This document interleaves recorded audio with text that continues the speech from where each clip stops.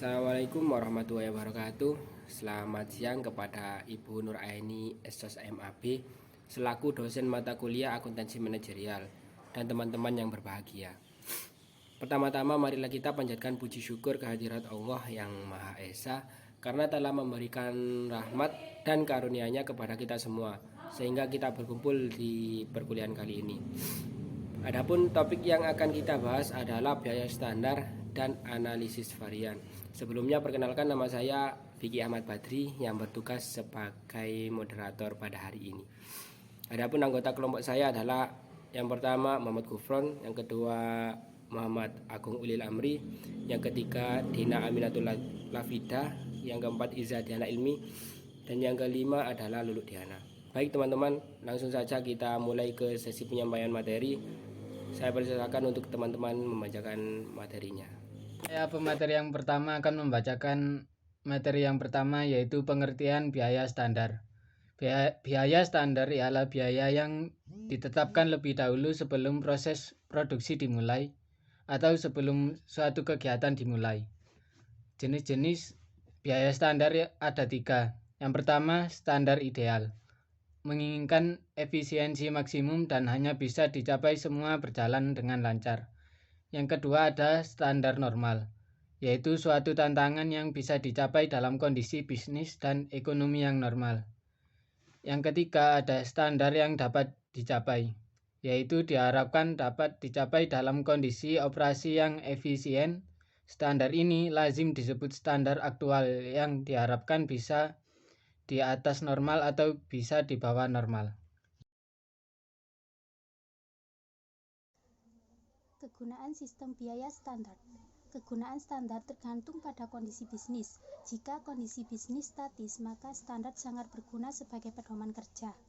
Tetapi jika kondisi bisnis mengalami perubahan cepat, maka standar kurang berguna sebagai pedoman kerja. Dalam kondisi apapun, standar hakikatnya berguna untuk yang pertama perencanaan, penganggaran, dan pengendalian. Dan yang kedua kalkulasi biaya produk. Selanjutnya, model umum untuk analisis varian biaya standar. Biaya standar dibandingkan dengan biaya aktual melahirkan penyimpangan, yakni varian.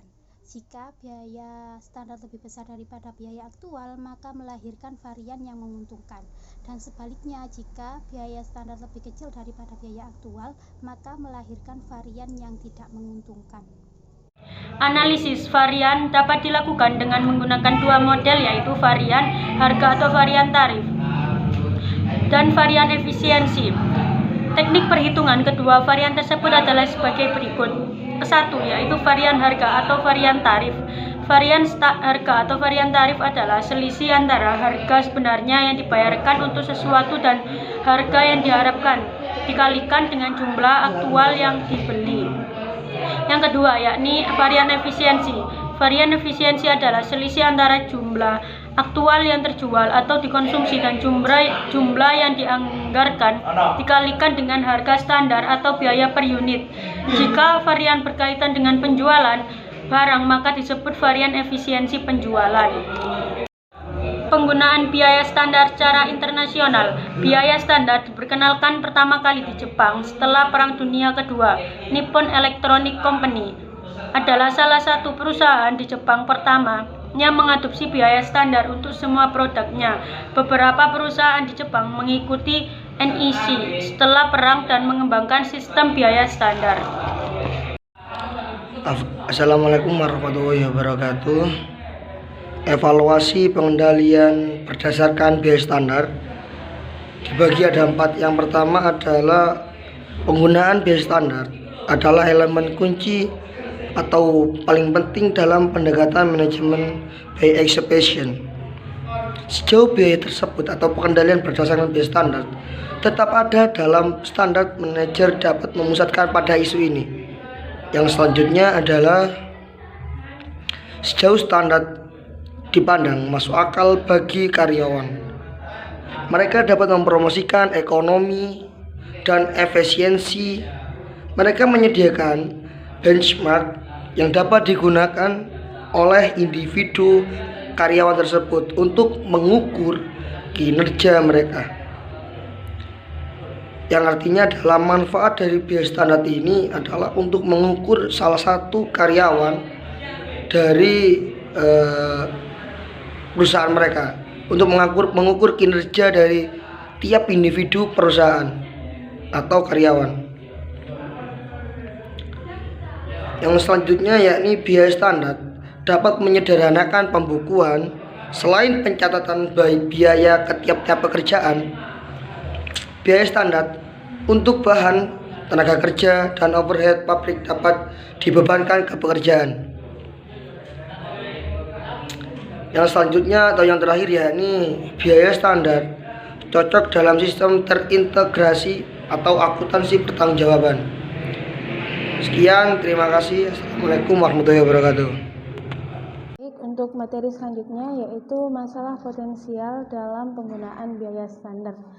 Masalah yang pertama yaitu laporan selisih biaya standar biasanya disiapkan secara bulanan dan seringnya dikeluarkan beberapa hari atau minggu setelah akhir bulan.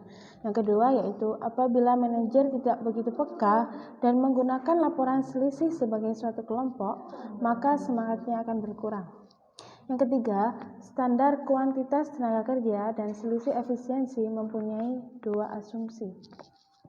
Yang keempat yaitu dalam beberapa kasus, selisih menguntungkan dapat buruk atau lebih buruk dibandingkan dengan selisih yang tidak menguntungkan. Poin kelima yaitu terdapat kecenderungan dalam sistem pelaporan biaya standar untuk menekankan pemenuhan standar dengan mengesampingkan tujuan penting lainnya seperti memelihara dan meningkatkan kualitas, pengiriman tepat waktu, dan kepuasan konsumen. Dan yang terakhir, nomor 6 yaitu beberapa perusahaan memfokuskan pada tren selisih biaya mencapai perbaikan berkelanjutan daripada hanya memenuhi standar. Baik, saya kembalikan ke moderator. Demikian tadi diskusi dari kelompok 9. Kesimpulan yang dapat kita ambil dalam presentasi kali ini adalah biaya standar ialah biaya yang ditetapkan lebih dahulu sebelum proses produksi dimulai atau sebelum suatu kegiatan dimulai.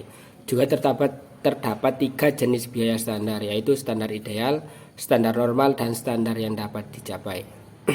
Saya sebagai moderator mohon maaf apabila ada kesalahan kata. Kurang lebihnya sekian dan terima kasih. Wassalamualaikum warahmatullahi wabarakatuh.